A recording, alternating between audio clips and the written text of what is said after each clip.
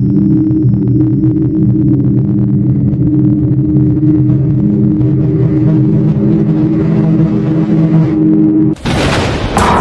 datang di Teman Senja.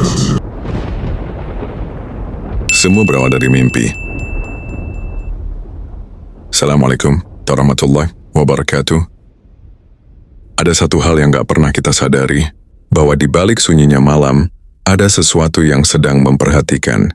Dan malam ini, cerita ini bukan sekadar fiksi, tapi bisa saja terjadi pada siapapun, termasuk pada kamu. Selamat datang di channel ini, tempat di mana kisah-kisah kelam akan membuka mata kita, bahwa dunia ini tidak sesederhana yang terlihat. Ini adalah cerita pertama kami. Siapkah kamu untuk mendengarkan sampai akhir? Sebelum lanjut ke ceritanya, jangan lupa tekan tombol subscribe dan like, agar kalian tidak ketinggalan video selanjutnya.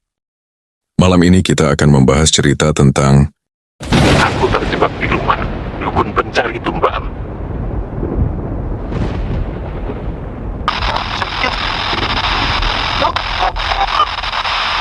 Perkenalkan, namaku Ramdan. Aku bukan seorang yang percaya tentang tahayul, bukan juga tipe orang mudah takut. Tapi saat malam itu, segalanya berubah. Karena tanpa aku sadari saat itu, aku sedang menginap di rumah dukun, yang sedang mencari korbannya. Cerita ini bermula saat aku diajak temanku Bayu untuk pulang ke kampung halamannya. Sebuah desa terpencil letaknya di kaki gunung, yang jika dicari, tempat ini tidak ada di Google Maps. Waktu itu Bayu sedang menginap di kosku, dan tiba-tiba dia membuka pintu kamarku dan berkata, "Dan, ikut gue pulang kampung, seminggu aja, buat refreshing." Aku setuju, kupikir ini bakal jadi liburan biasa. Tapi ternyata aku salah, itu adalah salah satu jebakan untukku. Hari ini kami akan berangkat. Perjalanan menuju desa itu memakan waktu 7 jam. Mobil kami melewati hutan lebat dan jalan berbatu. Saat perjalanan aku melihat kakek tua yang sedang berjalan di samping mobilku. Aku melihat ke arah kakek itu berhenti dan memandangi kami, seolah ingin berkata sesuatu. Aku sempat tersenyum ke arahnya, namun tidak berhenti untuk menghampirinya. Kami tetap melanjutkan perjalanan saat itu.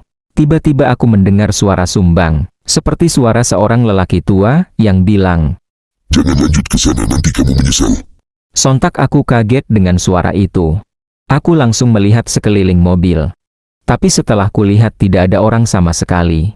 Bayu yang melihatku celingukan, merasa bingung, dan mencoba bertanya padaku. "Lu kenapa, Dan?" Aku langsung menoleh ke arah Bayu, dan berkata, nggak apa-apa, Bey. Aku masih memikirkan suara itu, dan sangat terngiang di pikiranku. Tapi akhirnya saat itu aku berpikir, mungkin aku sedang capek karena perjalanan yang cukup jauh. Jadi mendengar suara yang tidak-tidak, aku dan Bayu tetap melanjutkan saat itu. Saat mobil melewati hutan, aku tidak melihat sama sekali ada kendaraan lewat.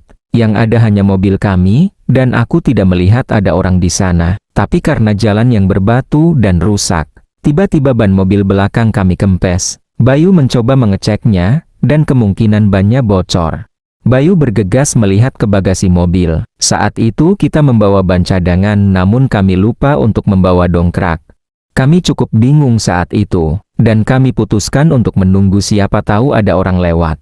Benar, hanya selang 10 menit. Tiba-tiba dari belakang terlihat 2 orang pemuda melintas. Mereka berhenti, karena melihat kami dan berkata, "Kenapa, Mas? Mobilnya?" Bayu mengetahui jika salah satu pemuda itu bertanya kepada kami, dan ia langsung menjawab, "Nggak tahu nih, Mas. Bocor sepertinya. Tapi kami lupa nggak bawa dongkrak, Mas." Kata Bayu kepada pemuda itu, lalu pemuda itu mengatakan, "Oh, sebentar nggih, Mas. Sampean tunggu di sini, kita carikan dongkraknya. Kebetulan di depan sana ada bengkel." Kata pemuda itu dengan logat Jawanya. Aku dan Bayu langsung saling menatap bingung. Bagaimana bisa ada bengkel, padahal dari tadi kami tidak melihat sama sekali ada kendaraan dan rumah warga. "Oh, ada ya, Mas. Kami kira di sini tidak ada bengkel," kataku kepada pemuda itu. "Ada, Mas, dekat di depan sana. Tunggu di sini saja, nanti kami ke sini lagi," kata pemuda itu sambil berlalu. Kami mencoba percaya dengan kedua pemuda itu, dan memutuskan untuk menunggu mereka. Saat mereka sudah berjalan, kami menatap ke arah mereka. Setelah agak terlalu jauh, kedua pemuda itu menghilang, dan tidak terlihat sama sekali, padahal saat ikut jalan hanya lurus. Aku dan Bayu kaget melihat itu, tapi kita tetap mencoba berpikir positif. Mungkin posisi mereka sudah tidak bisa dijangkau mata karena sudah terlalu jauh. Selang 5 menit mereka sudah kembali lagi. "Ini Mas dongkraknya," kata salah satu pemuda itu. Aku langsung terkejut, kenapa mereka tiba secepat itu. Aku mengira letak bengkelnya tidak akan sedekat itu. Tapi mereka terlalu cepat untuk kembali lagi. Secara tiba-tiba mereka sudah berada di depan kami. Aku masih bingung, tapi karena aku dan Bayu sangat butuh dongkrak itu cepat, agar segera dapat melanjutkan perjalanan. Akhirnya aku tidak terlalu mempedulikannya. Kemudian pemuda itu bilang ke kami, "Mas, nanti dongkraknya sampean kembalikan di bengkel depan sana. Dekat dari sini kok, kita mau pergi dulu," katanya, lalu mereka beranjak pergi. Setelah selesai mengganti ban, kami segera melanjutkan perjalanan. Kami melajukan mobil pelan karena sambil mengamati letak bengkel yang dongkraknya kita pinjam, karena kemungkinan bengkel itu tidak jauh dari kita berhenti tadi. Setelah mobil kami jalan sekitar 15 menit, kami masih belum melihat adanya bengkel tersebut. Kami masih terus berjalan, sampai sekitar 1 jam kita berjalan. Di depan kami baru melihat bengkel kecil. Aku turun untuk mengembalikan dongkrak. Saat aku lihat bapak pemilik bengkel, aku terkejut, ternyata orang tersebut adalah kakek yang kutemui di jalan tadi. Aku terdiam dan tidak bisa berbicara. Kakek itu kemudian tanya, Ada apa nak? Aku tersentak kaget dan menjawab, ini kek mau mengembalikan dongkrak yang kami pinjam. Lalu kakek itu mengambil dongkraknya sambil tersenyum dan berkata, Hati-hati nak, kalau kamu mau ke sana, jaga dirimu. Mendengar ucapan itu, jantungku mendadak berdetak sangat kencang. Apa maksud kakek ini? Padahal aku tidak bilang mau kemana dan aku juga belum pamit mau pergi. Tapi aku masih tetap berpikir positif. Mungkin kakek itu tahu kalau aku sedang dalam perjalanan jauh. Jadi beliau mengingatkan untuk berhati-hati. Aku hanya mengangguk dan tersenyum kepada beliau, dan kemudian pamit untuk pergi dari tempat itu. Kakek itu tetap memandangi aku sampai aku masuk mobil, masih saja dilihatnya. Setelah perjalanan jauh, kami tiba di kampung halaman Bayu. Begitu masuk desa, aku langsung merasakan hawa aneh. Suasana terasa sunyi, terlihat warga yang lalu lalang. Namun, tidak ada satupun warga yang tersendiri dan menyapa kami. Seolah desa ini tidak ingin didatangi orang luar. Warga menatap kami dengan mata yang curiga. Seorang laki-laki tua, diam, dan seperti menyimpan sesuatu. Bayu mengajakku menginap di rumah pamannya. Tapi anehnya, semua orang memanggil paman itu dengan satu sebutan, Mbah Karjo. Saat aku bertanya siapa dia, Bayu cuma menjawab pelan, Dia, dukun, tapi jangan khawatir, orang sini hormat sama dia. Rumah Mbah Karjo berada di ujung desa, terlihat sangat sepi. Di belakangnya hutan, dan cukup jauh dari perkampungan warga. Dan entah kenapa di sana, ada bau dupa menyengat setiap malam, dan suara bisikan dari balik kamar belakang. Hari pertama aku menginap di sini, malam itu aku tak bisa tidur. Jam 2 dini hari, aku mendengar langkah kaki, tapi bukan dari luar, melainkan dari dalam rumah.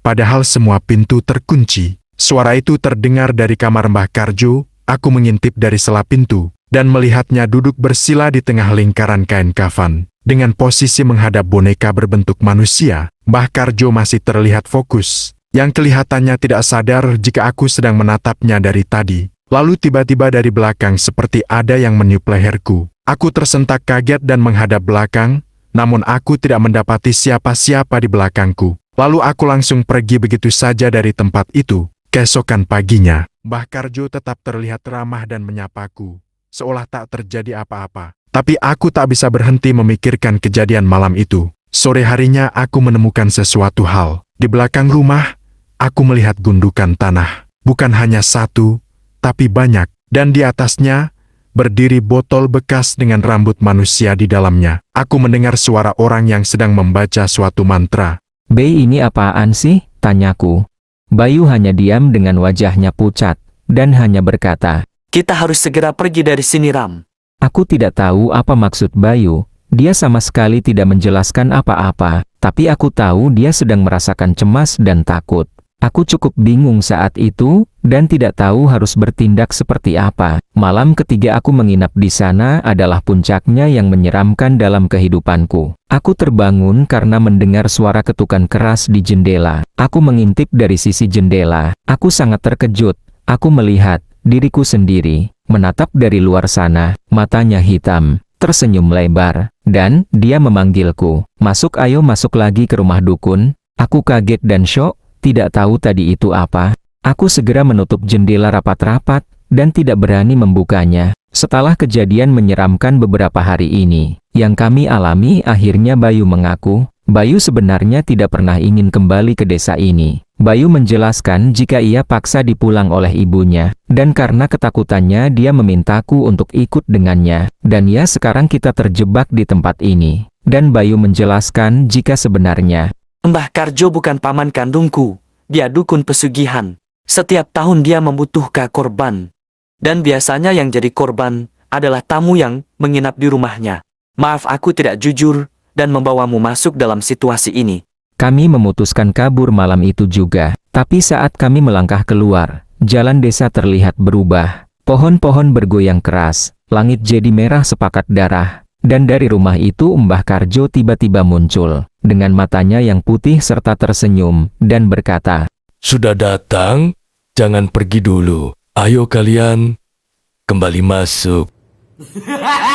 Kata Mbah Karjo sambil tertawa. Aku dan Bayu segera menyalakan mesin mobil untuk segera pergi. Tapi setiap kita mencoba keluar kita selalu kembali lagi. Kami benar-benar bingung. Dan malam itu kami sama sekali tidak melihat warga di kampung itu. Aku dan Bayu berhenti dan mencari solusi untuk dapat keluar dari sana. Tapi kami sama-sama tidak dapat berpikir saat itu. Pikirku, sial niatnya liburan malah seperti ini. Tiba-tiba aku dan Bayu mendengar suara wanita tertawa sangat keras.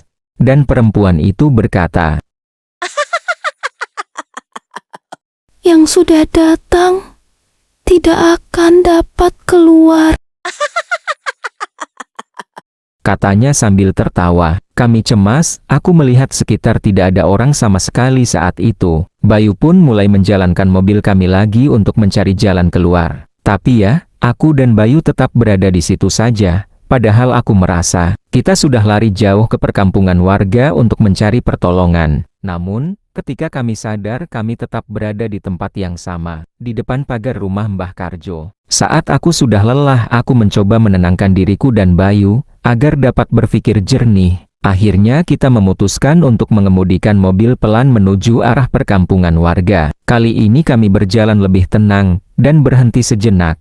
Tiba-tiba ada suara perempuan muda memanggil kami. "Mas ini, Mas." Aku dan Bayu melihat ke arah perempuan itu, sepertinya dia gadis desa di sini. Gadis itu lalu bicara, "Kalau kalian mau keluar, kalian harus mengambil arah yang berlawanan dari arah kamu masuk desa ini." Kata gadis itu. Bayu terlihat bingung kalau dia lewat arah berlawanan. Perjalanan kami pulang akan memakan waktu lebih lama. Bayu merasa ragu karena ia sudah sangat lelah. Perempuan itu lalu tersenyum, dan berkata, "Kalian boleh percaya, boleh tidak. Tapi kalau kalian mau keluar, lakukanlah cepat, sebelum hari kembali pagi." Kata perempuan itu dan dia pergi begitu saja. Aku mulai kebingungan, aku dan Bayu harus dapat keluar dari sini. Akhirnya aku meyakinkan Bayu kalau mungkin apa yang dikatakan perempuan itu ada benarnya. Dan Bayu setuju untuk mengambil keputusan itu. Kami mulai berjalan. Di tengah perjalanan kami mendengar suara tertawa yang familiar, yaitu suara Mbah Karjo. Dia juga berkata, "Jangan pergi dulu." Suara itu semakin keras, dan kami mulai melajukan mobil sekencang mungkin. Tapi suara tertawa itu sangat mengganggu kami. Sampai akhirnya kami menabrak sesuatu. Paginya kami ditemukan warga desa sebelah, pingsan di pinggir jalan. Dan setelah hari itu, aku dan Bayu tidak mengingat lagi bagaimana cara kami berhasil kabur. Aku mengira setelah kami dapat keluar dari desa itu, kejadian menyeramkan yang kami alami di desa itu akan berhenti. Tapi aku salah, hal itu belum selesai dan bisa jadi ini awal dari cerita itu merubah kami. Setelah keluar dari desa itu, Bayu harus dirawat di rumah sakit. Karena keadaannya yang syok berat dan sering teriak-teriak histeris. Tapi hal itu tidak berlangsung lama. 2 minggu kemudian Bayu terlihat sudah sehat dan masuk kantor seperti biasa. Bayu juga nampak cerita saat masuk kantor pertama kali. Aku berpikir syukurlah jika ia sudah bisa kembali pulih. Tapi aku bingung dengan diriku. Karena aku masih saja sering diganggu oleh sosok wanita yang kita jumpai saat akan keluar dari desa itu. Perempuan itu selalu bilang, "Kamu akan tetap di sini bersamaku." Katanya sambil tertawa.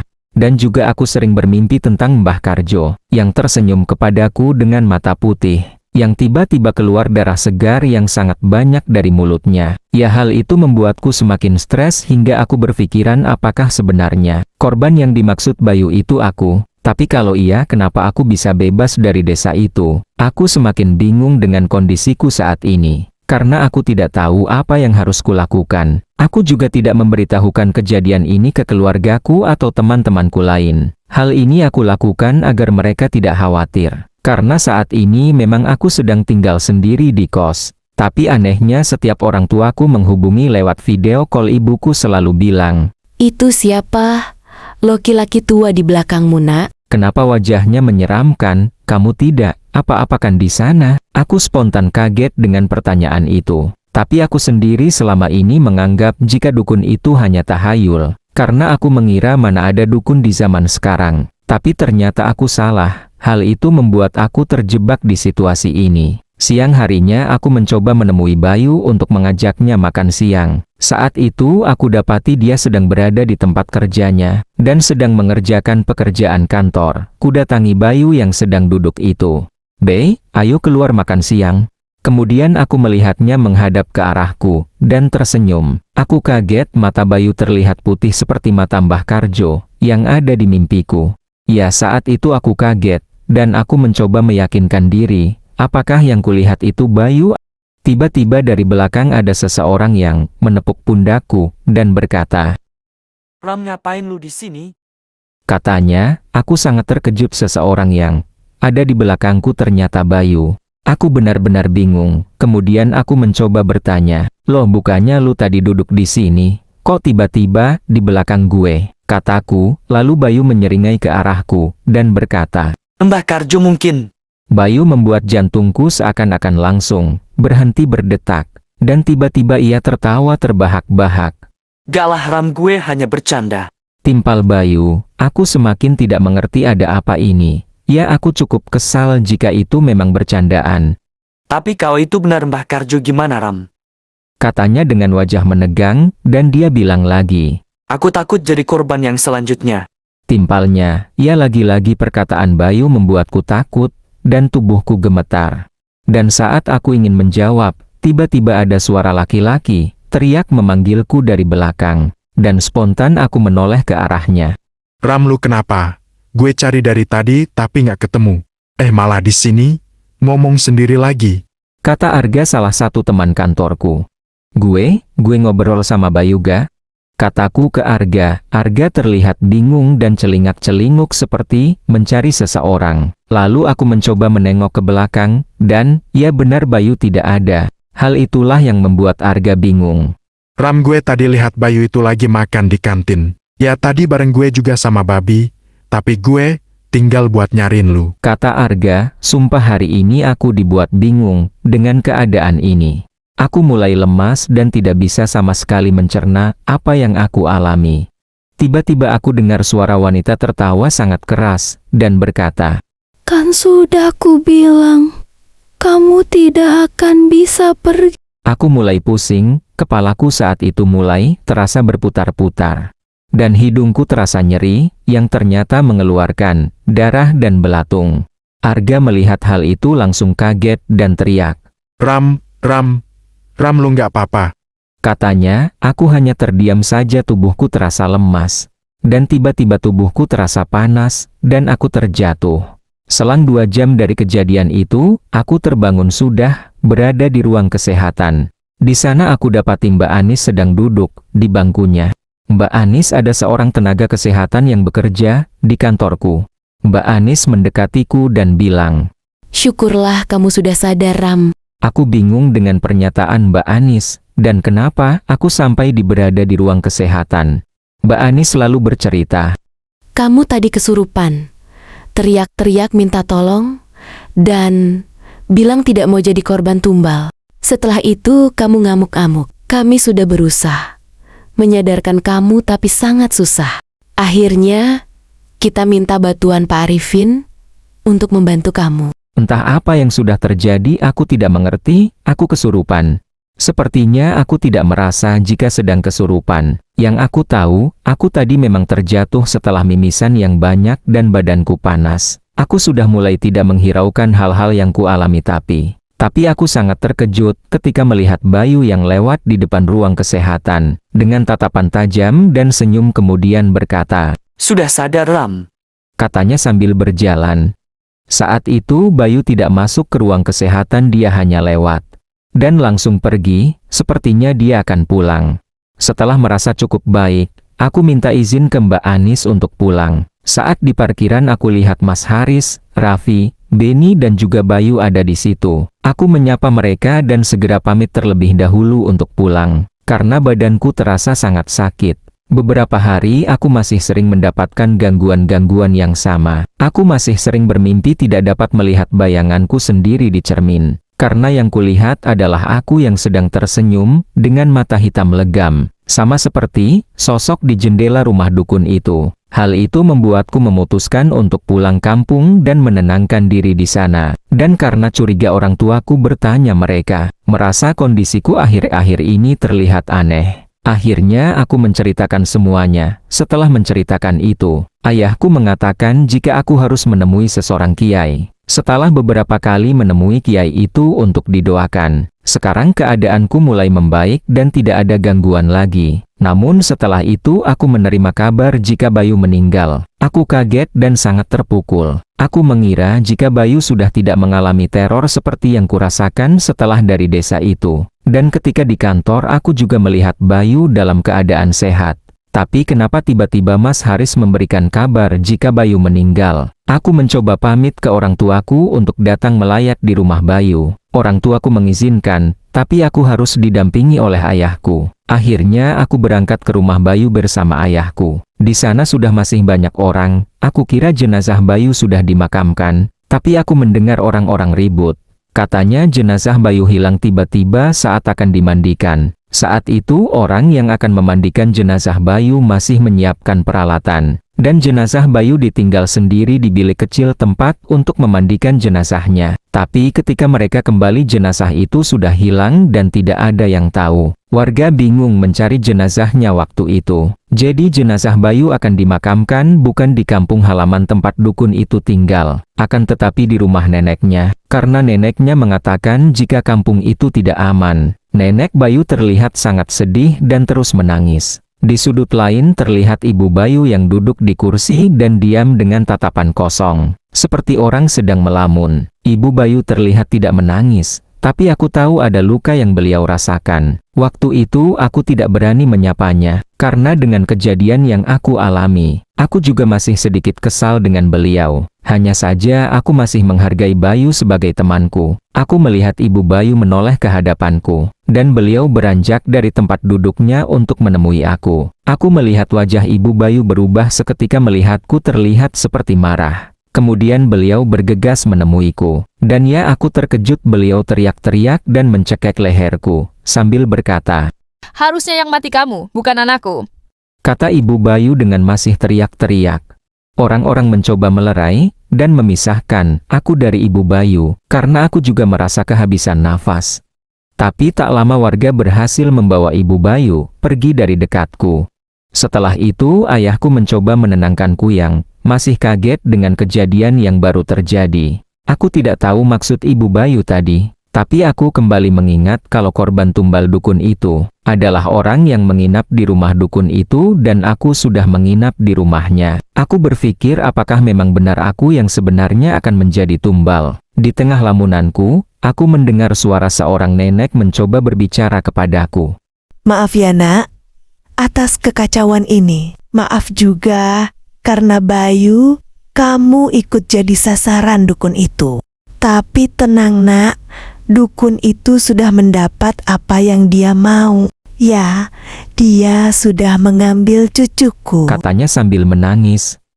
Nenek Bayu juga menjelaskan jika memang sasaran tumbal itu adalah Bayu bukan aku. Karena yang seharusnya jadi tumbal ada orang yang paling disayang oleh ibu Bayu, yaitu Bayu sendiri. Aku ikut merasakan imbasnya karena dukun itu menganggapku ikut membawa Bayu kabur dan menggagalkan rencananya. Tapi dukun itu berkata ke ibu Bayu jika yang akan menjadi tumbal adalah aku, agar ibu Bayu tetap mendukung rencana sang dukun. Hal ini terjadi karena memang ibu Bayu seorang penganut ilmu hitam. Setelah pembicaraan aku dan nenek Bayu, akhirnya aku tahu, Bayu mengajakku ke kampungnya karena memang ibu Bayu yang ingin menumbalkanku. Karena ibunya tidak ingin kehilangan Bayu, dan Bayu hanya dipaksa ibunya untuk membawakan tumbal pengganti agar Bayu tetap selamat.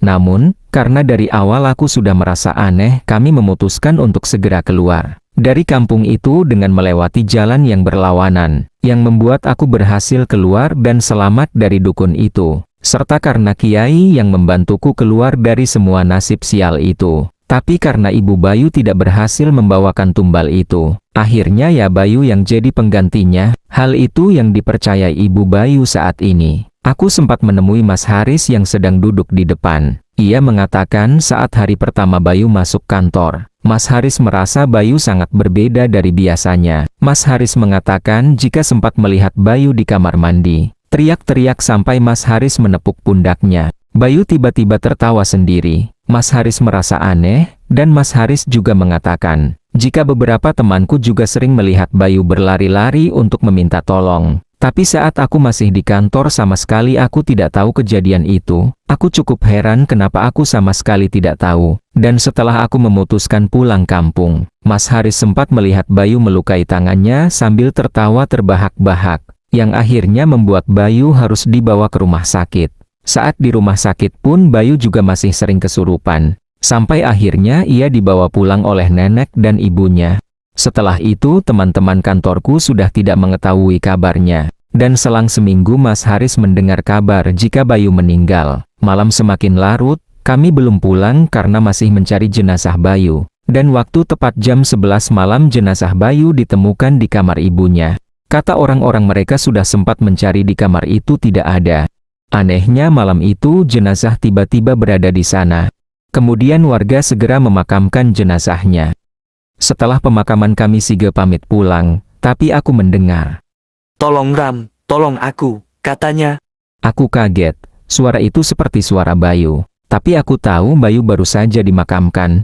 Mungkin karena lelah aku mulai berhalusinasi. Setelah meninggalnya Bayu, aku mulai mengirimkan doa untuknya. Dan setelah itu, kehidupanku juga sudah mulai membaik sampai sekarang. Jadi, jika suatu hari jika kamu diajak teman ke desa terpencil, pastikan kamu tahu siapa yang mengajakmu meskipun kamu sudah mengenalnya. Karena bisa saja kamu juga bisa singgah di rumah dukun pencari tumbal, sepertiku.